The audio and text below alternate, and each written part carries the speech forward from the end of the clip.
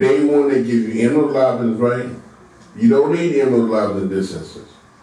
But if you've not been vaccinated, they give you immunoglobulins, and then it's on day 1, 3, 7, 14, and 28, okay?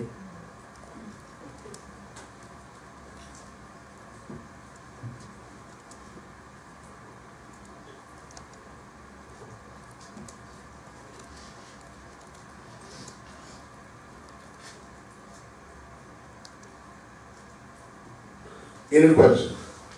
Yes. It says one dose is given on day 3. That would be the second dose? Yes. Yes. So if you've been exposed, you get the first dose as soon as possible.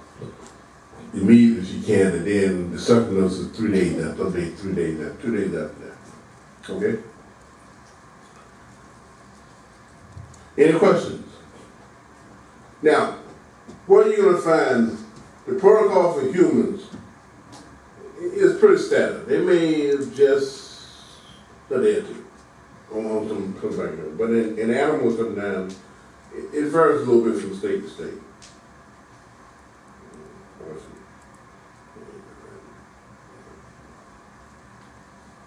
And this is the ears are pointed back, and it's showing his teeth. This is a classic photograph they always show a dog with the serious form of rabies. And this one is what? What form is this? Foaming, like the neurologic form. That's his prodromal. He's basically pulmonary paralysis, and you got a lot of what foam coming out of his mouth. That's a classic sign. One way to tell you when you go into, you think you got a ball stuck in in his lower cavity, that can't swallow. This is what it looks like. Okay. They call it the prodromal, or get to be the paralytic phase for the most part. Now, if you got an unvaccinated dog or cat that's exposed to rabies, we had under Dr. Gilbert, when she was here, one of her classmates lived out in the country, and his dog got attacked by a fox. And you know the fox must have been in bad shape because the dog killed the fox, okay? And they brought it in, and we tested for rabies, and it came out rabies positive. What should have happened to his animal? That, although he was Dr. Gilbert's classmate, it was not vaccinated. What should have happened to it? Should have been euthanized, okay? But he had a kennel that could be secured, and he was friends with the state veterinary at that time. So they allowed him to place the animal in quarantine for 6 months. He was put in quarantine for 6 months. Usually this is going to be under strict control. It's going to have to be under veterinary control for the most time. Now this is something you see in almost every state. This is one thing that's consistent. If you got an unvaccinated dog, and it's bitten by an animal or exposed to rabies, they're going to suggest that animal be euthanized, and if not, it's going to have to be under control of veterinary for 6 months. And you can imagine what those boarding fees would be like. So most people opt. I love Fido, but not a much, for $20 a day for 6 months. So it will be euthanized. But if not, they can be in a quarantine for 6 months, and a month before they come out of quarantine, they have to be vaccinated for rabies. Yes? So if we, like in a clinic, were to get an animal that wasn't vaccinated and they got bit by some wild animal and we didn't know it had rabies, will we still consider it probably rabies? Like, what would you? I'm going to tell you, you probably would, but then every state would have a different protocol. If you went to the state of Alabama and the state of Georgia, they might have different tweaks on that. But on ideal circumstances, you would consider an animal probably been exposed to rabies. Okay?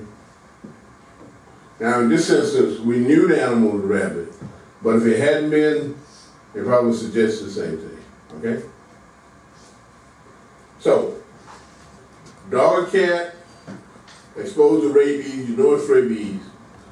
The animal really should be euthanized. If you don't want to do that, they be quarantined for 6 months. And a month before they come off quarantine, you should vaccinate them for rabies. Now, here's the one that you can see the biggest variation from state to state.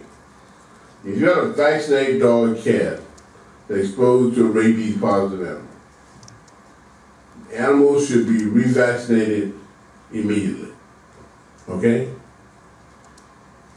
And they say close to observe for 4 to 5 days. Now, in some states, in many states, they would say 10-day quarantine. Okay? They would say 10 days. Okay? But, so this is where some of the differences come in from states. With the CDC protocol, for the most part, they're going to tell you that if they're vaccinated and they're exposed to the animal with positive rabies, they should be revaccinated immediately, and they say close to observe for 4 to 5 days. Okay?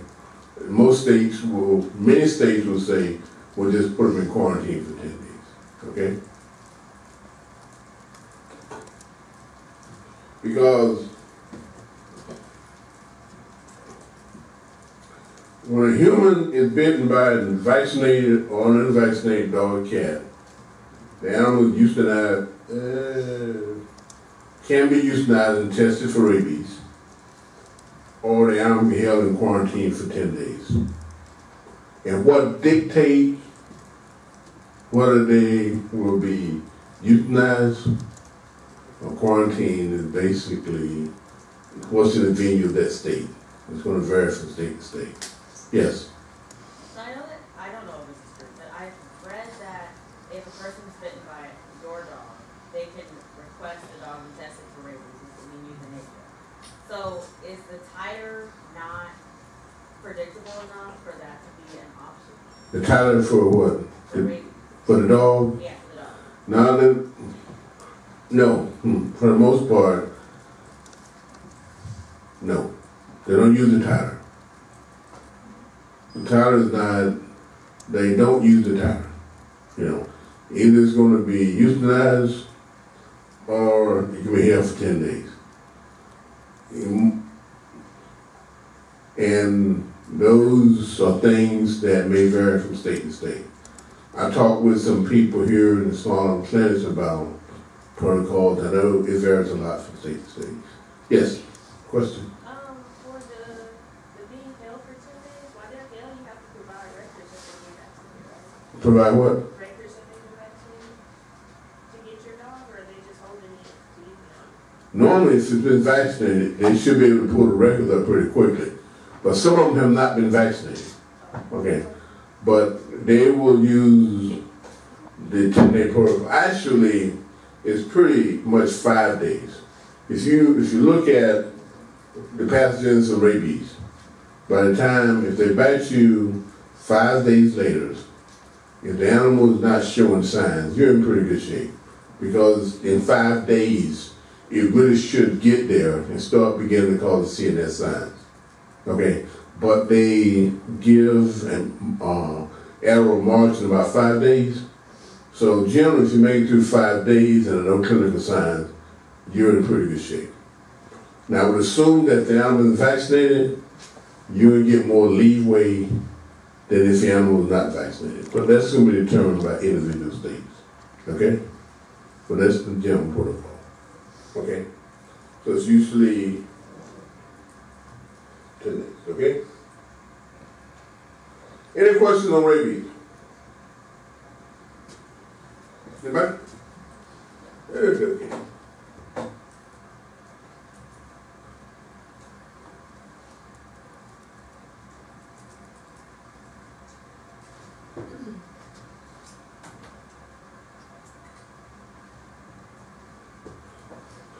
Where am I?